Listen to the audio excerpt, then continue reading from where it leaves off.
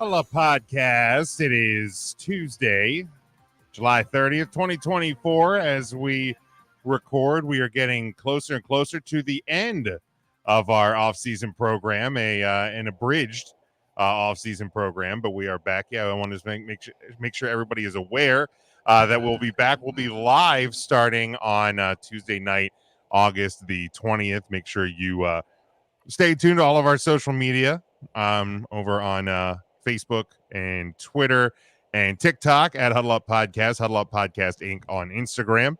You can get us on YouTube as well, but we will be we'll also be live on our Twitch channel this year because we are not paying Elon Musk to be live on Twitter. He can eat that. You can also get our merchandise over at tpublic.com. Hit the link tree on all of our social media. That will get you there. I'm not sure if student of the game Kyle Nash will be joining us tonight, but we have a good number of the crew here, starting to my next to me here. Mikey B, how we doing? Oh, we're good. We're here to talk quarterbacks and why Daniel Jones sucks. Well, because he plays for the Giants. Speaking of Giants, and well, not like he's a fan of them, but Ernest DJ Christian, how are we doing? Calm down. Mosquitoes suck, though, man. My God, they eat my ass up last week, man. Seriously.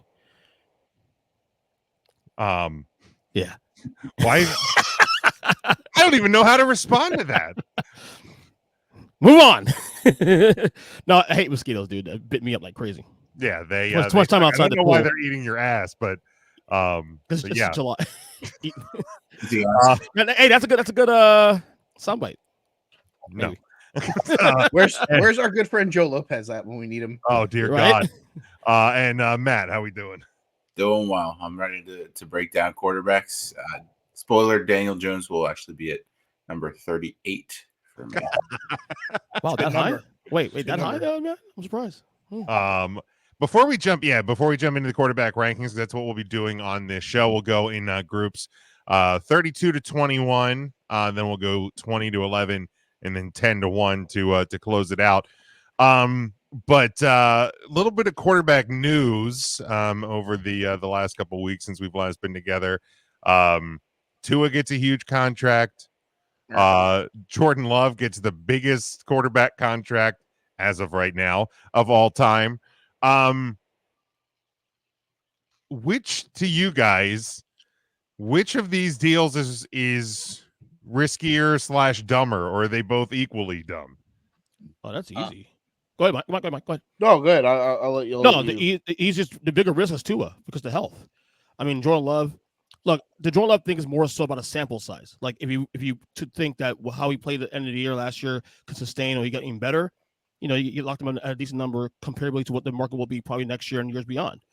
But Tua, it's more about, can he stay healthy? Now, last year he did that, but that's 1 year. Now, can he do it for another three to 4 years now of this deal? So Tua's definitely the bigger risk, in my opinion. All right, Mikey B. Yeah, I mean, from a health perspective, obviously it's Tua. You hope if you can get what you got out of Tua last year, you think, okay, maybe that deal isn't as bad. The Jordan Love one is a questionable one for me because we just haven't seen it for more than 15 games. Right. It's we're really mortgaging the farm on hoping that we have a franchise guy here.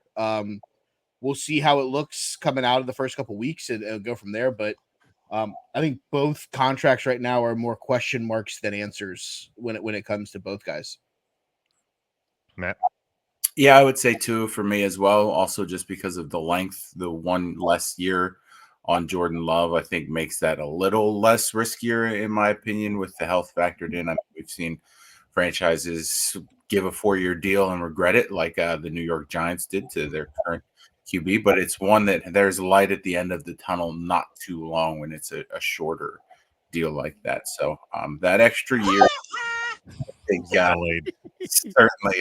certainly plays into why I would feel a little bit better about that. But I think both of them are just, I mean, they're the anti-Cowboys, I guess. They're getting ahead of the market and not waiting until the market is set and then set some more and then set even more. And then they're like, I guess we should probably pay this guy what we've been trying not to pay him for 2 seasons. And he's kind of pissed at us now. Yeah, the Cowboys plan to wait on Dak Prescott and CeeDee Lamb has worked out really, really well. Really And yeah, I mean, now you see with the market being reset on quarterbacks again and again and again, it's crazy to think that Patrick Mahomes' deal is almost a bargain at this point. And when he reset the mark just not long ago, because yeah, now you're gonna likely see Dak Prescott reset the market again at the end of this season, which is just it's absolutely crazy. Well, it'll be in Dallas or somewhere else, and that's the issue. Yeah, I mean, I don't know how the Cowboys are going to be able to sign him. I really don't. You know, and it's the sad thing is it's going to be him or a lot of other players. And yeah, I don't know how they can. I literally don't know. Victim of timing, because the optics show you they're working on CeeDee Lamb right now. You still got to play Michael Parsons at some point, you know. And the Dak, they should lock the Dak while they could have. I mean, I see the resistance of wanting to not, do it because you still have questions about the ceiling. But I mean, the thing is, a guy like him is still a dime a dozen because he's still a top 10-ish guy. And he's and we'll talk about exactly where in that ranking he falls in a couple minutes. Yeah. But yeah, it's I don't see how they're going to be able to afford him and afford the other pieces that they really need to sign for the future of this team, because I mean, he's not old, but he's not young either. He's 41, right? Something like that. Yeah.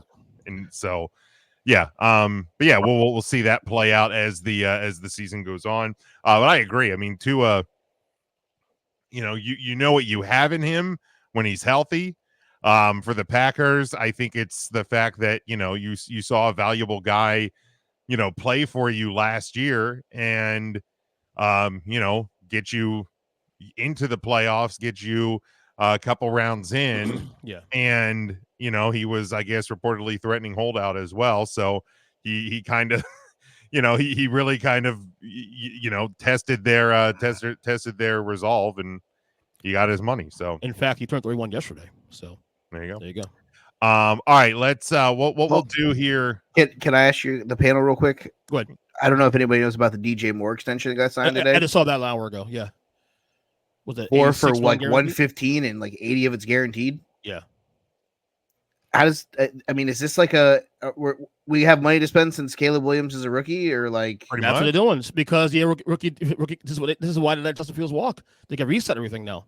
I mean, they can afford this now. I haven't seen the terms of it, but I would bet that it's more on the front loaded side too. By the time you get to where you have to re-sign Caleb Williams, there's not going to be as much. There's not going to be as much on the back end of that Moore contract. So yeah, I mean, we kind of saw the Chiefs do it. When they had Mahomes at the start of his career, they were able to put pieces in place around the rest of the team. So maybe the Bears are learning something. 4 for 110 and like 85 of it's guaranteed. I mean, is he even worth that kind of money in your opinion, Mike? He's a good player. I mean, you got to put weapons out there for your guy. I mean, do I think he's a top 20 wide receiver in the National Football League? Yes, I do. Yeah. So that contract's pretty much on par with like your tier 2, 3 of receivers. Yeah. Right. Yeah. Yeah, I don't think it's anything. It's not egregious. It's not like they overpaid drastically or anything. I agree. All right. So the way we'll attack this, like I said, the first grouping is 32 to 21. We'll go around the room. We'll start Mike, EJ, Matt, and then myself. We'll give our lists. Okay. In that grouping, and then we'll talk about them. So, Mike, what is your 32 to 21? At 21, I have Baker Mayfield.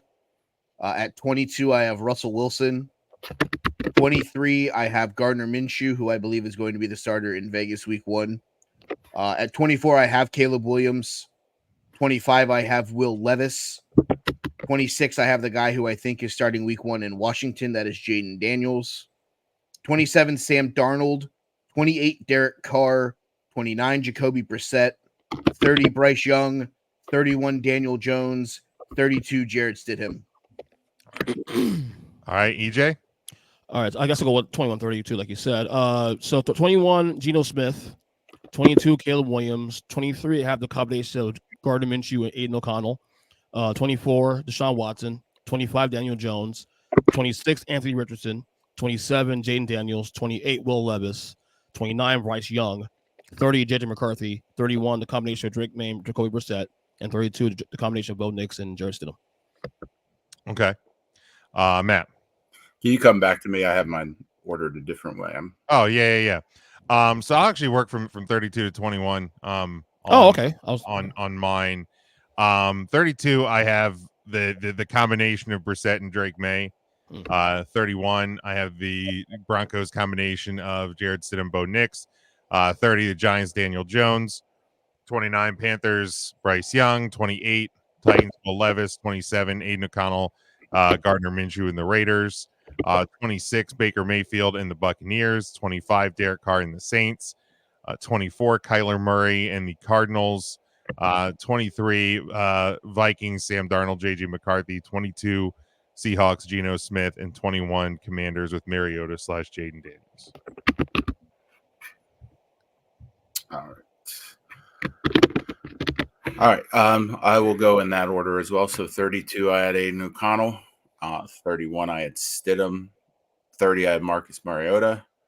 29, I have Daniel Jones. Very high, but it's just too high. 28, Darnold. 27, Will Levis. 26, Brissett. 25, I have Kyler Murray. 24, Bryce Young. 23, Carr. 22, Baker Mayfield. And 21, I have Jared Goff. All right. Now, Mike, I saw you. Yeah, we'll get to that one. Mike, I saw you shaking your head no at near the top of my list. What was the head shake? How the hell do neither one of you have? How do you guys have Daniel Jones in the top 20? Top 20. No, I have Daniel Jones at 30. I got him 20. I got him higher than all you guys. 25. It's still done. Okay, I didn't hear his name when Jim's list was being read. That's why I was like, "What?" We all got him in top 20. Oh yeah, absolutely. That was more what it was. I was just like, "How is this real life?" Yeah. Yeah, I thought maybe it was like the Commanders at 21 or the Vikings at 23, and that's where, like, for mine, because especially in this grouping, there's a couple in my next grouping that are the same, but because sitting here today in July 30th, we don't exactly know. The reason I have like the Patriots Broncos as low as I do is just because, like, to me it doesn't matter who's starting. Those are bad situations. Yeah, of course. Absolutely. Same kind of with the Raiders, but like the Vikings and Commanders, like, I mean, the Vikings, it's funny. It depends who you what Twitter account you read from, because like earlier today I saw like JJ McCarthy throw an interception. They're like, if he doesn't have a great couple of weeks, he's definitely not starting. And then like an hour later, I see him like throw a rocket for a touchdown pass, and they're like, man, he's excelling. God, like, exactly. You can only take so much, especially these first couple of days of camp. You can't take a lot of it seriously, but it's like you could do a lot worse as a transitional starter than Sam Darnold. And with Washington, like, I get that like Mariota's the penciled in guy at the moment, but like I'm not 100% sure that he'll make it to opening weekend as the starter. And even if he does, that leash is going to be so short that I don't think it's long before Daniels becomes the guy. And I think that's the right thing for them. I would agree with all that. That's why I had them at 26 and 27 respectively, with the Commanders at 26 and Darnold at 27.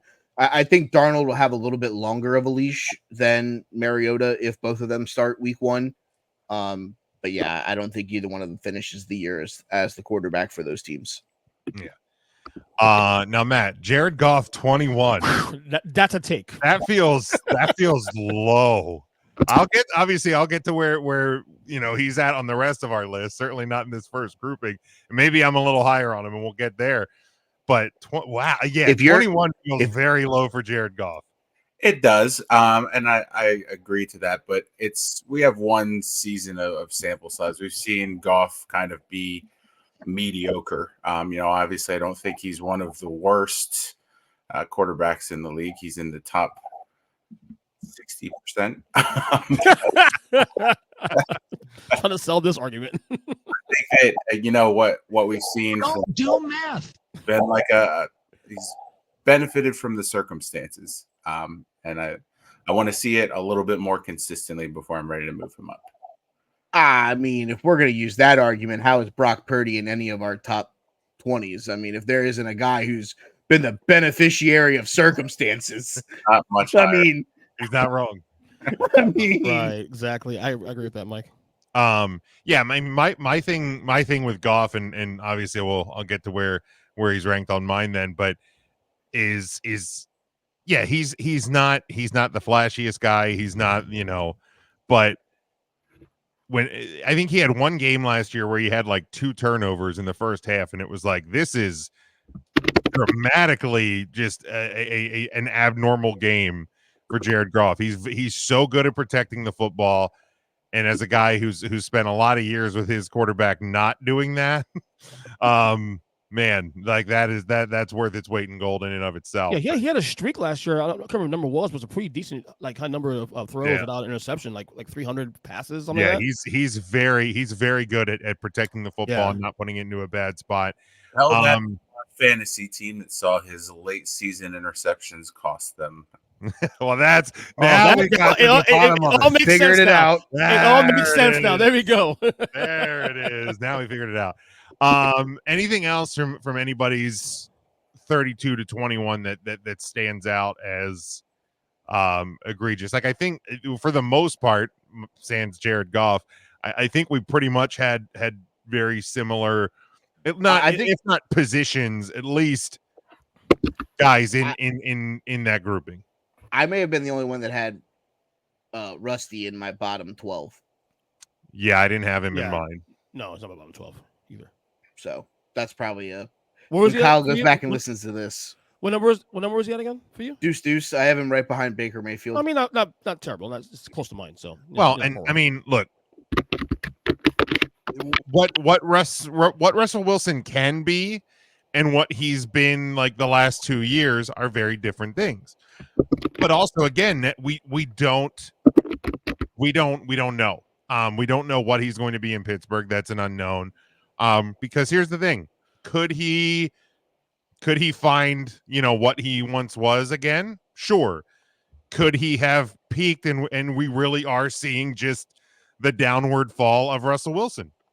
It could. You know what I mean? We truly don't know. And like, I know for me, because I know, like, Mike, it sounds like you took a little bit different approach on this than I did. You because like you said you had like declared Gardner Minshew as the starter. Like, I was kind of taking the team as a whole. So and obviously we'll see where I get Pittsburgh as well. But to me, Pittsburgh is kind of a question mark too, because what if Justin Fields is just that good? As the preseason plays out, or if he is that good, and they're even like, well, we brought Russell Wilson in here to be the starter, and then out of the gate, Russell Wilson has a bad game or two, and the Steelers find themselves 0-2. There's gonna be discussions in Pittsburgh about that very quickly, because you made that move for Fields. So we will kind of tackle it's tough that too, because Russell Wilson did show some signs last year of getting back to the old Seattle Russ. He did for a little while, a couple of games last year. So there's still a stalemate of what he can be moving forward, even as he ages into his mid-30s. So we'll see. Yeah, definitely. All right, 20 through 11. We'll go same order this time. Mikey B, let's start with you. At 20, I have Geno Smith. 19, Deshaun Watson. 18, Anthony Richardson. 17, Kyler Murray. 16, Kirk Coupons. 15, Matthew Stafford. 14, Tua Tagovailoa. 13, Jordan Love. 12, Trevor Lawrence. 11, Justin Herbert. Okay. EJ. Yeah, we agree a lot, Mike, actually, on this one. 20, I got Derek Carr. 19, Russell Wilson. 18, Kyler Murray. 17, Baker Mayfield. 16, Kirk Cousins. 15, Jordan Love. 14, Tua Tagovailoa. 13, Brock Purdy. 12, Trevor Lawrence. And 11, Jared Goff. Okay. Matt, do you have yours for this group? I do, yep. So 20, I have Geno Smith. 19, Deshaun Watson. 18, Caleb Williams. 17, Richardson. 16, Russ Wilson. 15, Brock Purdy. 14 Trevor Lawrence, 13 Kirk Coupons, 12 Tua, 11 Jordan Love. Ooh. Okay. All right, for me, I have the Falcons with Cousins/Penix, 19 Caleb Williams with the Bears, 18 Aaron Rodgers and the Jets, 17 Russell Wilson/Justin Fields with Pittsburgh, 16 Anthony Richardson in Indy, Matthew Stafford with the Rams at 15, Watson with the Browns at 14, Brock Purdy Niners at 13, Prescott Cowboys at 12, and Jared Goff at 11. So that's a take also. If the Jared Goff take was from the biggest take, right? So is Aaron Rodgers 18? Now was that Jim or Woke Jim that picked that? Maybe the line's blurry. Was it the curse of Jared Goff all over again? Here's my thing with Aaron Rodgers. And I'm looking up what his actual age is as I'm talking. 40, I think. 41, Yeah, 40. He'll be 41 in December. He has played 3 snaps with the Jets. He tore his Achilles. He has not. He has begun working out now. He did not take part in any mini camps. He is reportedly not playing in the preseason. There's as big of a question mark as can be. Is what is 40-year-old Aaron Rodgers going to be this season? It is not. That is not an easy injury to come back from. Regardless of what, which doctor, surgeon repaired your Achilles. And again, he's played 3 snaps with that team. Going into this season, I get there's a lot of potential there, but I kind of bought into the Kool-Aid last year. I don't know that I'm ready to ride again on that one. Understandable. Definitely a good argument. I do think Matt having Russ at 16 is kind of makes sense because literally what we discussed on with him about we don't know where he's going to go. So 16 is right there in that cusp. He can be really good or it can fall apart. Top or the bottom half. Absolutely, it's perfect. We have him there. Yeah, you do love Jordan Love though. 11, huh? Jeez, you bought in. I mean, yes, he bought in because he believes that a guy who's played 16 games is going to be better than a guy who took the Lions to the NFC title game last year. Yes, that's exactly what he means, right? Yep. He bought in. Yeah, he bought in. that Love had a weaker supporting cast than Goff did. Yeah, and Love also, to his credit, had a lot of injuries early in the year too. A little more than I think people were expecting him. Right.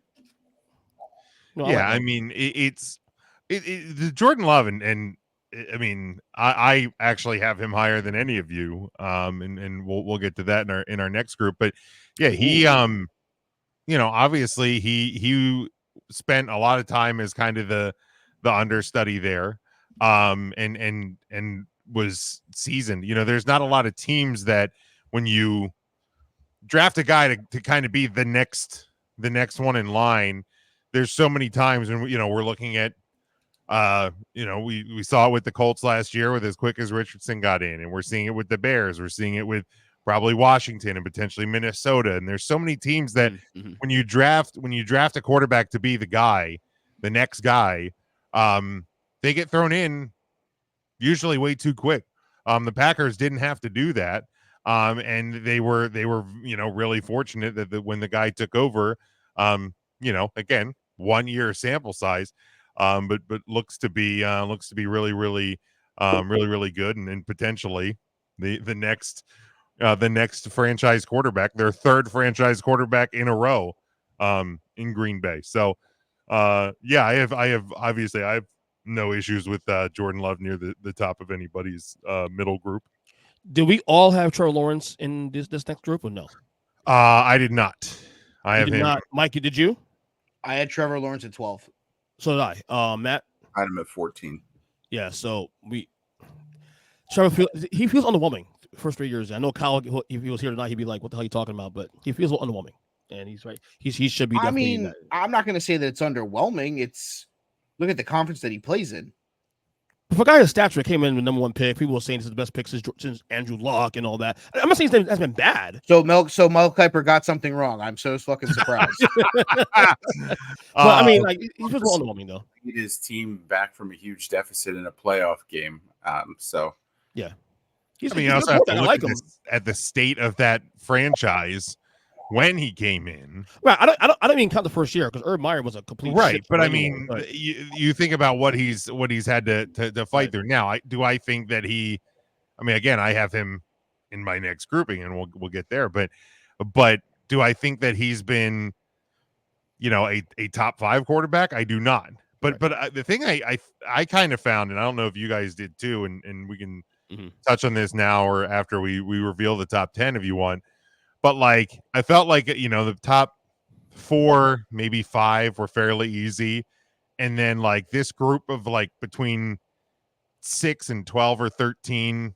Oh hell yeah, was real tough. Oh hell yeah, yeah. And like I feel like that grouping, if you want to make a case to move somebody higher, lower, like I'm not very offended by it. And then you kind of get into that 14 through 20, 21, similar, and then that the bottom tier. So there's almost like 4 tiers of quarterbacks within this top 32. Mine's really like from 7 to 15 was kind of okay. Any of these guys that are in here could be 15 this year. Next season they could be at 7.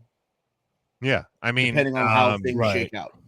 Now, none of you guys had Stafford in this grouping, no, right? I did. No, you did. Where did you have him, Mike? I have Matthew Stafford at 15. Okay. Yeah, that's where I had him because I'm like, okay, like when he can throw the ball, still doing it well. But like at some point, that thing's just gonna fall off. Like that, and by that thing, I mean his arm. Like his arm is just literally it's gonna be done. It's hanging on by a thread. I think it's more or less going to be this year because they're going to have to be more hard on their offense because Aaron Donald ain't there anymore on the defensive side of the ball to keep teams. Yeah. I mean, they're going to need him to chuck the football more this year. Well, I think that's that. I mean, you have Kyron Williams. I think that's why you drafted Blake Corum. I think they're going to have to lean into.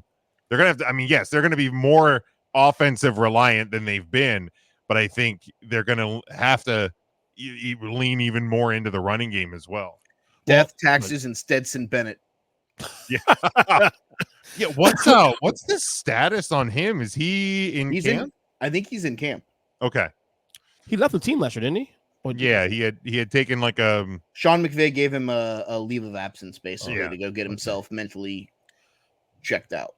Yeah. I will get there in a couple minutes, but like my top 4, what is clear with my top 4, maybe 5, is that there's a separation after last year. Like there's like this one group, and it's 4 and away down to one group, and then you have like a bunch of like quarterbacks between like 6 and like 15 and 16 that could at either point in the year could be in that top 10-ish, conversation depending on the situation. Yeah, to me the top 4 were easy, and then I fought over number 5 for a while. Yeah, that was tough too. Also, and then like 6, 7, 8, kind of the same thing. 9 and 10, like yeah. Number 5, I was like, man, like really, because it's tough, and we'll see when I reveal mine, because there's a lot of youth in the top 10, and I think to me that's the struggle. Is there's injury issues, there's questions about longevity, things like that. So that's what started to make it a little bit more difficult. But I can elaborate more when we get there. Any other thoughts on the middle grouping for everybody? All right, let's do 10 to 1. We'll go reverse order this time. Matt, go ahead and start with yours first. Yeah, my 10 to 9 are just more of until they actually do fall apart. I'll still keep them in the top 10. So 10 is Matt Stafford, 9 is Aaron Rodgers, 8 I have Justin Herbert, 7 I have Rain Dakota, 6 I have Hurts, 5 I have Stroud, 4 I have Allen, 3 I have Jackson, 2 Joe Burrow, number 1 Patrick Mahomes.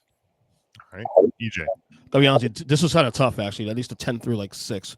10 have Dak Prescott, 9 Justin Herbert, 8 Aaron Rodgers, 7 Matthew Stafford, 6 Jalen Hurts, 5 CJ Stroud, 4 Joe Burrow. 2 through 4 for me could be interchangeable any week to week. 4 Joe Burrow, 3 Josh Allen, 2 Lamar Jackson, 1 Patrick Mahomes. All right. Mikey B. Look at Matt getting mad. No, I can see it. I can see it. Oh, we'll get there. Don't worry about it. At 10, I have Brock Purdy. At 9, I have Aaron Charlie Rodgers. 8, I have Jalen Hurts. 7, I have Jared Goff. 6, I have CJ Stroud. 5, I have Dakota. 4, I have Josh Allen. 3, I have Lamar Jackson. 2, Joe Burrow. 1 is Patrick LaVon Mahomes. Homer. I had him there too. Well, yeah, but you're not a homer. No. 10 for me. 10 for me. Trevor Lawrence in Jacksonville. 9, Justin Herbert with the Chargers. 8, Jordan Love with the Packers. 7, Josh Allen with the Bills. 6, CJ Stroud with the Texans. 5, Tua with the Dolphins. 4, Joe Burrow in Cincinnati. 3, Jalen Hurts in Philly. 2, Lamar Jackson in Baltimore. And 1, Patrick Mahomes. Wow, that's a take there, Mr. Jim. What's that? A wild top 10. That's a wild top 10. Yes, It is. Where do we begin? Go ahead. Let's have that. I mean, honestly, I'll start with this one. Go ahead. He's closer to where Josh Allen's ceiling is this year than you are with him at 2 or 3. Because let's not forget, he's got nobody in Buffalo anymore. I feel like, though, I mean, maybe I'm wrong here. We'll see what happens to the year. He is not Patrick LaVon Mahomes II, because if he was, he would have beat him with Stephon Diggs. Now the fact that he has nobody playing wide receiver, I sat here and there was a time where I had CJ Stroud at 4, Dak at 5, Hurts at 6, and Josh Allen in the 7th spot also, because there just ain't nothing there anymore. But I kind of feel like the moving Diggs is like addition by subtraction in a sense, though. No, it's not. No. I mean, we'll see. We'll see. I mean, you also let Gabe Davis walk. At this point, I mean, at this point, who's their number 1 wide receiver? Probably Stand by. Keon Coleman, the kid they drafted from Florida State. Yeah. Cool. I really believe in a rookie in a loaded AFC. I'm putting a lot of faith, obviously, in Josh Allen's talent to get over the hump, to do the things that Pat Mahomes has been doing for 2 years without Tyreek Hill, and so elevate guys. I'm putting a lot of faith in that, obviously. He's got Dalton Kincaid, of course, still at tight end. Keon Knox Coleman, Curtis Samuel, Khalil Shakir, Mac Hollins, Chase Claypool, Valdez Scandling. I mean, that's not a Scantling Rolfocopter. That's not a great wide receiver core. You're hoping that Josh Allen's talent put him over the top. And you still, I mean, your lead running back is still James Cook. Like, it's not even like you're like, cool, we're gonna lean into, Derrick Henry or somebody at running back. You went from having Stephon Diggs and being probably a team that could win that division to, holy shit, I hope they finish ahead of the Patriots. Right? Well, you think Bubba's gonna fall apart this year? Ooh, I do.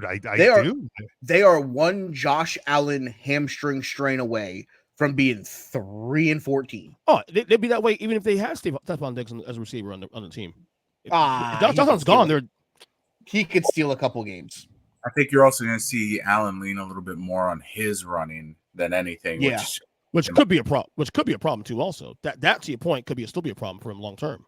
Do we all have Lamar number 2? All 4? No, you had Lamar number 3. No. That's 3. You have 3, right? You have 3. Oh, right? you know better than that with Mike. Right, Mike. Yeah, number 3. You know better than that with Mike. I gave Lamar his flowers. He's in the top 3. That's where he belongs. Yeah. I'm at 2. I know, Jim. You have I had him at 2 as well. Yeah. And Matt. 3. Yeah, 3. Yeah. Okay. So me and Matt had the same top 3: Mahomes, Burrow, Jackson. You guys had Mahomes, Jackson, insert whoever. I had Hurts at Allen. That's what I'm saying. Insert whoever. Yeah. I like it, Jim, but that's way too high. I mean, maybe it is.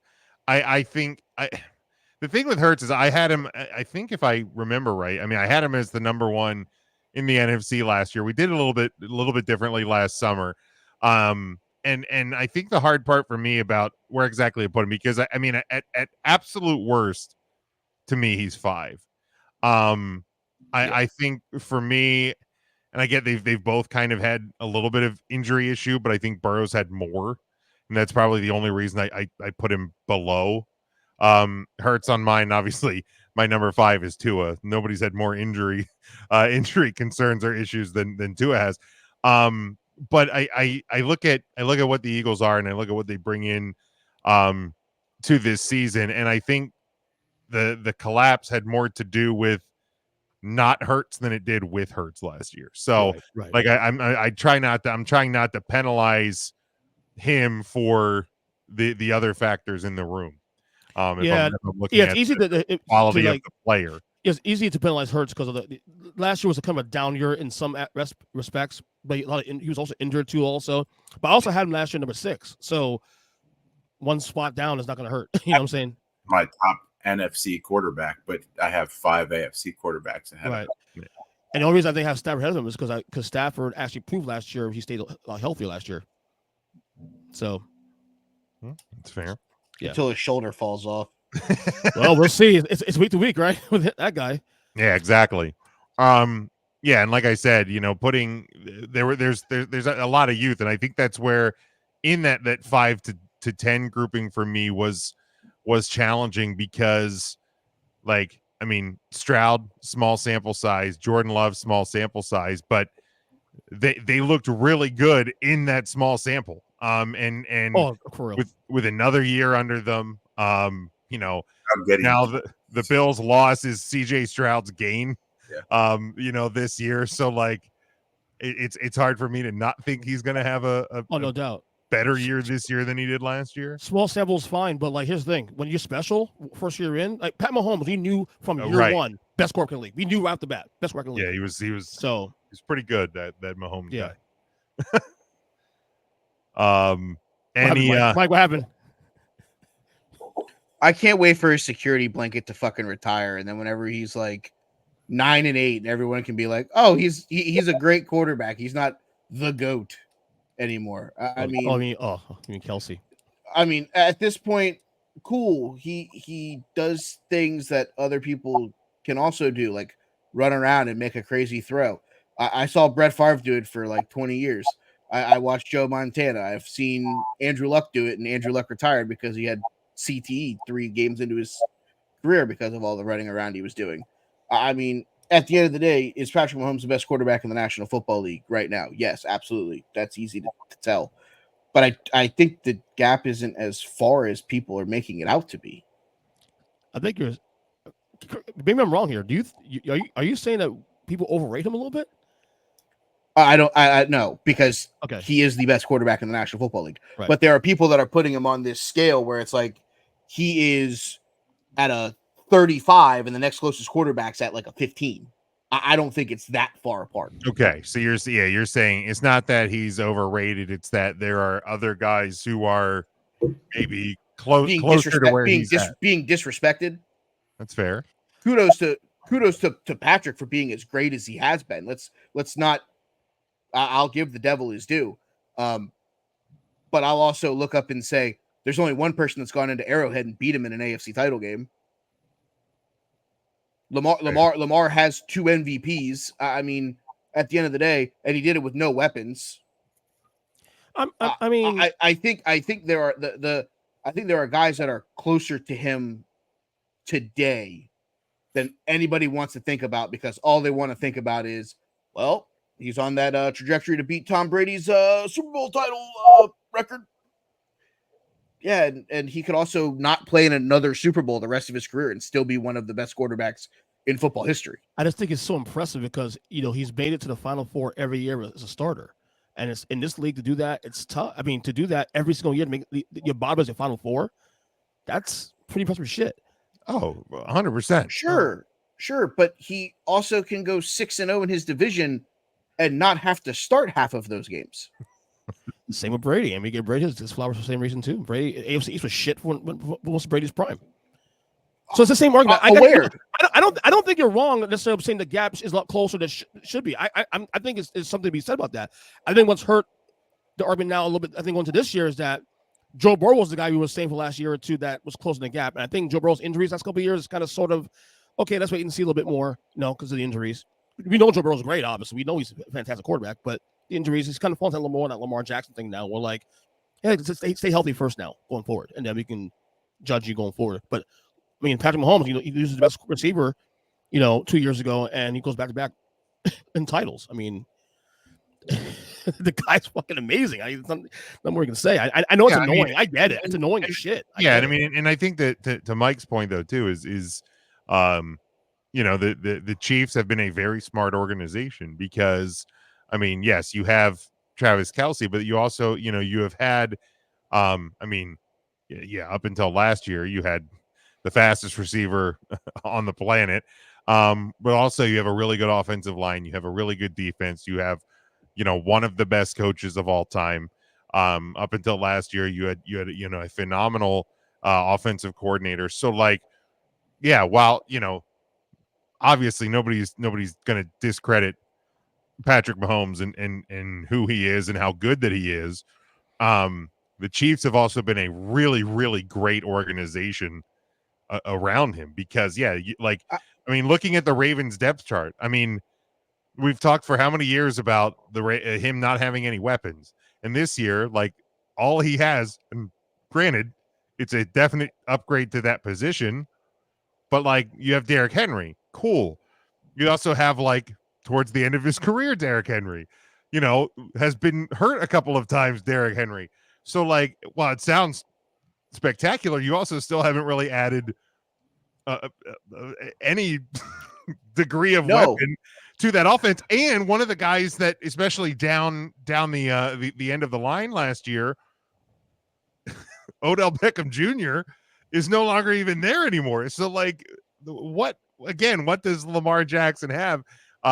Which is again why I have him as I have him as number 2. He's not going to be number 1, but for them to be as good and as consistent as they've been, it's because of him. I mean, all these guys around him has had at least an elite receiver with him for the entire tenure. I mean, Joe Burrow has Jamar Chase. Mahomes has Kelce and Hill for a little while. Jalen Hurts has multiple. Josh Allen had Diggs. I mean, so Lamar's working with less than anybody else. If anybody who can close the gap is Lamar Jackson, but playoff failures still hurt him too in the same time. So, well, I think it's not just playoff failures. It's they haven't built around him, which means he has to do more, which means he gets hurt, which means he misses playoff games. Yeah. I mean, you keep sitting here. Patrick hasn't missed a Final Four since he's gotten the starting job. Yeah, but at least 2 out of those 3 playoffs, he didn't have to face Lamar Jackson because he was hurt. He didn't have to face Joe Burrow because he was hurt. At the end of the day, those are things that can play a role into how things can shake out. I mean, at the end of the day, you give Lamar Jackson Stephon Diggs over the last 3 years like Josh Allen had, I'll go on a limb and say it, and I hate to say this, Patrick Mahomes wouldn't have played in at least 2 of those Super Bowls because I think Baltimore would have beat him. With Lamar. With Lamar argument there. I mean, KC these last couple of years have been very vulnerable, but yet they found out. If you told me, Mike, me after Christmas Day when they lost to the Raiders, remember that Raiders game, Christmas Day? If you had told me this team was going to win a Super Bowl in a month, I'm going to say you out of your fucking mind. I'm just looking at right now, and this is the Mahomes, like you said, like Jim said, right? It's been a great defense. It's been a great organization. Mm-hmm. Well, the organization had to make some changes. People left. People moved on. They traded L'Jarius Sneed. I get it. Like, this is one of those things where he doesn't have a ton of great weapons. I mean, his number 1 receiver is what? Hollywood Brown? Yeah. I mean, receiver. I get it. The number 1 wide receiver there is always going to be Travis Kelce. I understand the assignment. But on a depth chart of wide receivers, his number 1 is Hollywood Brown. Right. Lamar Jackson had a younger, faster version of Hollywood Brown. And what did that do for Lamar Jackson? Got him hurt. Yeah. So, I will say, I don't want to use the organization thing as a knock on Mahomes because the reality is, too, also, these quarterbacks we've seen through history, Montana, Brady, all won in large part because not only because they're great, but they have a great, cushion around them, a great front office, a great coaching staff, and all that. Those things are required to succeed to the very top. And correct. And how many of those first 4 Super Bowls that Brady won were because the defense was probably a top 5 defense in the National Football League? Oh, without question. I mean, the first 3 is definitely because of that, without question. Which is why I think Mahomes doesn't need 7 rings to pass Brady, in my opinion, as the greatest of all time. It probably doesn't, but that's what I'm saying. I think the when you compare Brady's first couple to Mahomes' first couple, he had a couple of really good defenses there. Like, Yeah. there's similarities there. Mhm. I think that's why I'm saying the distance between Mahomes and the next group of quarterbacks is not as steep as everybody's making it out to be. No, because I think because the fact that these teams are actually a lot closer to as well, which makes Mahomes special because he found the way to get the job done, even when we thought, oh, the Chiefs are done. We said 2 years ago, Chiefs are done, and then they win the Super Bowl. Then we said Chiefs are done again, and they win another Super Bowl. So, but I do agree with you that the gap between Mahomes and the next best quarterback in the league is not as far as people think. That I agree with you. Yeah, I mean, you got to remember too, like in the early portion of Tom Brady's career, there was a lot of talk that that Peyton Manning was the better quarterback. Without question. You know, Brady was winning Super Bowls because they had a better team around him. Now, once you ended up hitting 4, 5, 6, 7 Super Bowls, the conversation started to dissipate a bit. But yeah, I mean, so yeah, Mahomes is the best right now. But yeah, I think there's guys there want to talk about it. Crazy. I think Kyle and I discussed it in my podcast. Like I think either last year or before that. If you look at Brady's entire career, year to year, as great as he was, and we all acknowledge, I think all four of us probably agree he's the greatest of all time. I think we're on the same page. I think he is. I know Kyle right. disagrees, but right. But if you look at his season to season from 2001 to his retirement year, there really aren't really many singular years where you can say he was the best quarterback in the league. If you really think about that, if you go year to year. I mean, the year that he did win the Super Bowl and that he threw for 5 million touchdowns, he was probably the best quarterback in the league. The year you guys beat him, 17-1 giant loss. Oh, he was by far best quarterback. Yeah, stupid fucking pun. Oh yeah, that year. Yeah, no, he was definitely best quarterback that year. But there's other years where like you would. Was that Matt? Matt, what are you gonna say? He had Randy Moss that year, right? Like that was the year he yeah. But there's a lot of years there too, also where. You might say maybe Brady was, but there's an Aaron Rodgers MVP year too. Also, there was a couple of years where Peyton Manning was probably the best quarterback of the year. So there isn't as many singular Brady's the definitive best player in the league, or quarterback in the league seasons as you think. Yeah, the thing that obviously separated him was when it was 2.5 minutes to go, when it was deep in the regular season, deep in the playoffs. No lead was ever safe against him. So, and his is the longevity of being, if not the best, top 2 at least. Right. Year. Yeah, that's something that certainly will help the conversation. One final name I want to talk about before we start to wrap up. Then there's obviously anything you guys want to touch on. But Mike, where did you have Justin Herbert? I had him at 11. 11 EJ. I have a 9. 9 Matt. 8. Okay. I had him at 9 as well. And so yeah, I think that's really the proper place for him right now. Obviously going into this season, new coaching staff, in a much better head coach than he has had. I mean, close. Yeah, it is not close. But there's the question is with Justin Herbert is how many years. I mean, he's only 26, so I'm not sitting here being like, this dude's ancient and ready to sign off on him. But there's been struggles. There's been times where he has not performed well in tight, tense situations. Again, I think we're going to learn a lot this year. How much of that is coaching? How much of that is him? Definitely got banged up last year. What with the new coaching staff, it's going to be a couple of year build. I know we talked about this, I think on a previous episode of here. Maybe it was even, I think one of the last ones we did. But this is not going to be a fast. Nobody's putting the Chargers in their Final Four this year. Okay. And if you do, get your head checked, go talk to somebody. We're here for you. Reach out. But how many years, if you're Jim Harbaugh and you're the Chargers coaching staff, how many years is the Justin Herbert window if you don't start to see the improvement in that position around the team?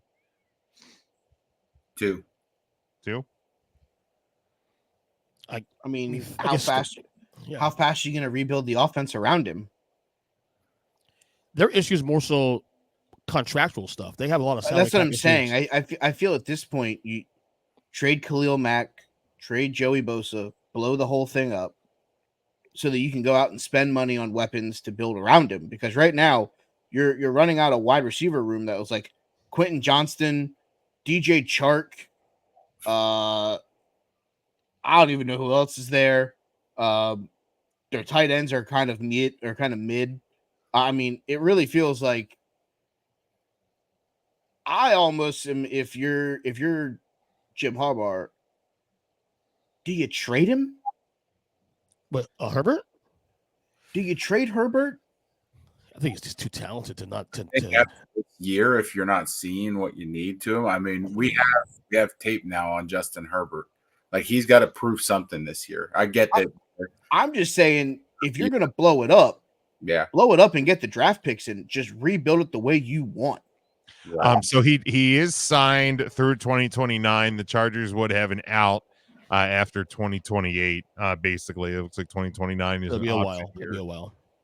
So yeah, I mean he's locked in there for basically at least the next 4 or 5 seasons. How big is the contract? Like, do you know what the cap hit and all that is? I think it was 5 19 years. million this year. It jumps to 37 next year, 46 the following, 58 million in 2027, and Trade 71 million against the cap in 2028. Trade him I mean, he's in that right now.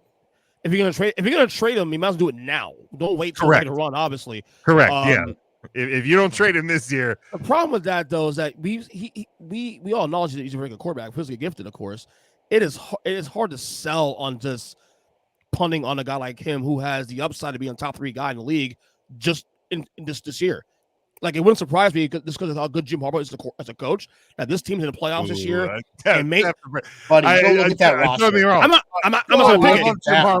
I'm not going to pick him. I'm not picking him to the playoffs. I'm saying, would I be surprised if they're a wild card team this year? No, because Jim Harbaugh. He's that good. Damn good coach. You should be surprised. No, but if you get a phone call from Tennessee and it's like, hey, here's Will Levis and 2 first-round draft picks, are you not actually thinking to yourself, I can get Levis for cheaper, draft a guy, and not have to pay him $77 million to hope that we rebuild this right?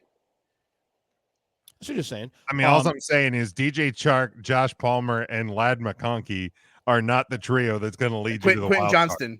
But here's the thing, though. Do you 3 guys identify Justin Herbert as a quarterback that you can build around? Like, based on what you've seen through the first 3 years, you can see a consistent playoff contending team every year that could possibly get to the championship game and possibly the Super Bowl. Oh, he's absolutely talented enough to be that guy. Then you hold on to that. You hold on to him then. Yeah, it's just to me, it's with as much work as needs to be done to build the Chargers up. If there, I'll say this: if there's struggles this year, if there's growing pains this year, I think you start to have those conversations.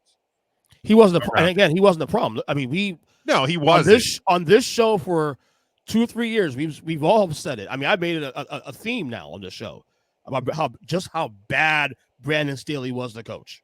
Oh, I thought you were going to say how bad your takes are, but yes, that too. Yeah, that Brandon too. Staley, yes. That too. But no, yeah, 100%. Yeah, but Brandon Staley was the biggest issue with the Chargers. But yeah, I think to Mike's point, I fully agree. Why they have not moved Khalil Mack at this point is silly to me.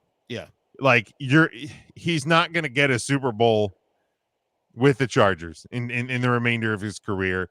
Find a team that, and maybe he's going to be one of those, week 7 right before the deadline. Yes. Deals when there's a team who's had a guy on defense get hurt, and I'm surprised he's going to be the difference. I'm surprised he didn't get traded last year when the dude from Miami blew out his Achilles at MetLife. Yeah, I'm surprised that Miami didn't give him a 2nd or a 3rd round draft pick and take him right then and there. Yeah, me as well. But I wouldn't be surprised because you're not going to see him move during camp. Like at this point, no, he's going to be locked in to start the year there. I'd be surprised. I'd be shocked if he didn't move before the deadline, because I don't, and we'll go over NFL predictions later in August when we do our predictions, but I covered the Chargers aren't the Chargers. I covered the Chargers for Kyle and the student of the game report. Bing. And the conversation we had was simply, there's not enough pieces there right now. Like, I get it. Harbaugh comes in, guys will run through a wall for him. I understand. I get it. It's the way that he coaches. Former player, everybody's going to respect it. XYZ. But the talent just isn't there right now. And you got a lot of guys that are getting paid a lot of money to kind of be mid. And if that means that rather than getting a second round draft pick for Khalil Mack, you have to eat a fourth round and the other team eats a bunch of the money that he's owed, okay, I guess I'm taking a day 2 pick or a day 3 pick instead of a day 1. It is what it is. Because at this point, the financial freedom to then be able to spend money on impending free agents. I'm looking at one specifically. He resides in Cincinnati right now. His name is T. Higgins. Yep. You make him a number 1 in LA with Herbert behind a decent offensive line, then we could have a conversation about Justin Herbert taking that next step. Yeah. But he's not doing it with the Lad McConkeys and the Quentin Johnstons and the Joshua Palmers of the world. He's just not. Yeah. Any other quarterbacks? Anything else you guys want to touch on? Do we believe in Caleb Williams? I do. I mean, to be fair, I had him at 24. When you say believe, what do you? I mean, is this a team that fights around 500 this season? Because how weak the NFC is anyway. Yeah, I can see that 8-9 conversation. Yeah. Yeah. And they're already behind 2 teams in their own division. Right. Yeah. That's not helping them. I mean, they were 7-10 last year, and they had, Fields. And they got a much better team now on paper anyway. Yeah, I mean they've certainly done for Caleb Williams what they refused to do for Justin Fields, and right. that's put pieces around them. Right. So just on that alone, I think that he is. I mean, I have him at 19. Like it's like there's certainly for a rookie worse situations. Yeah, that's good for a rookie. Yeah, I'm 18, but I wouldn't be surprised if he bottoms out. And my last question before we row. Kyler Murray final season in Arizona? What's that mean? It probably should be. I mean, you're talking about like trading Justin Herbert. That's a team that should trade a quarterback. Well, I'm just saying. I'm saying the question here, and this is I'll lead to Jim here. He said it's either going to be Dakota or it's going to be a lot of other people. Is Dakota being moved and then trading for a quarterback similar to Kyler Murray to sign other people make sense? Or is this a draft somebody and start Cooper Rush if Dakota leaves? I think if you move on from Dak, you're basically kind of starting over. Yeah. Because I mean, if Kirk Cousins. If you can't afford Dak, and I understand that he's going to reset the market, but I mean for the next couple of years, Kyler Murray's 45, 55, 43, 46 against the cap. So like, I get that's somewhat affordable, but he's also had his injury concerns. And so yeah, if I'm Dallas, I'm looking, I'm looking younger. I'm looking draft. And I think that there's a reason why they traded for Trey Lance. I'm sorry. There's a reason why. Just to have the option. Yeah, but reports out of camp are that experiment is going to quickly come to an end. Oh, really? Oh, yeah. He has apparently looked terrible. Oh, so he's done. His career's done then, pretty much. Yeah, he is future UFL quarterback Trey Lance. Okay, right there. That. I do think and talk about quarterbacks because Dak is the next big name on the board. I think that I do think the Cowboys will find a way to get Dak to a good number before week 1. What's your definition of a good number though? Because I mean that's the question. If we're paying a guy who's had 14 games of experience and a guy who's had 3 concussions and thrown up gang signs in the middle of Paul Brown Stadium, yeah, how much is a good number for a guy who's taken this team to the playoffs and has been a top 5 NFC quarterback? What sucks is years. the optics. The optics of Jerry Jones doesn't look like he wants him. Like you hear Jerry Jones speak to the press every week for the last couple of weeks. It's as though he doesn't have full confidence in Dak Prescott.